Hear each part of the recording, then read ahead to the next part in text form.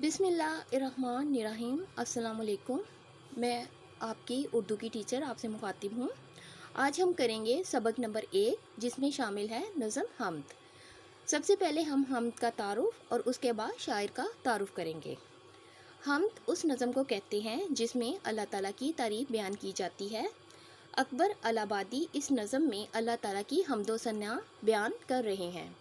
अल्लाह ताला की ज़ात हर चीज़ पर मोहित है, कोई भी बशर उसकी अज़मत का एतराफ़ किए बगैर नहीं रह सकता है। ए खुदा, तेरा कब्ज़ा हर दिल पर है और इंसान से मुमकिन नहीं कि तेरी नेमतों का शुक्र अदा कर सके। कायनात के हर ज़रे में अल्लाह ताला की ज़ात के जलवे नज़र आते हैं। ये तो था हम्द का तारुफ। अब हम आते हैं शायर के तारुफ की तरफ।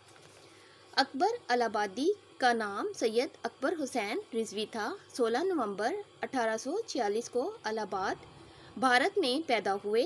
इब्तदाई तालीम मरवजा दस्तूर के मुताबिक मदरसे में हासिल की। कानून की आला तालीम हासिल करने के बाद इलाहाबाद अपाई कोर्ट में बहसीयत सेशन जज मुलाजमत की और इसी ओहदे पर रिटायर हुए। 15 फरवरी 1921 को इलाहाबाद में वफ़ात पाई।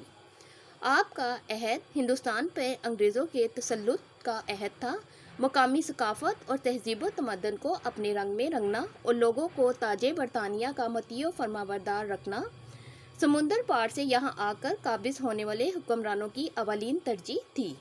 ग़ुलामी के इस अहद में अकबर इलाहाबादी ने हल्के पुल के तंज़िया अंदाज में कलम का हक़ अदा किया।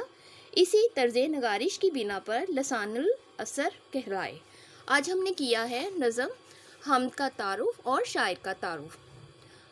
इंशाअल्लाह ताला अगले लेक्चर में मैं फिर आपसे मिलूँगी। अल्लाह हाफिज़।